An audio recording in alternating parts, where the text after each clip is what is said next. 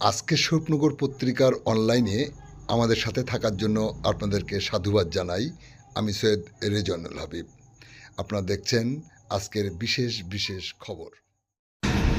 এক শিশু বাচ্চা সহ দুই মহিলাকে গ্রেপ্তার করে বসিরহাট মহকুমা আদালতে পাঠালো স্বরূপনগর থানার পুলিশ।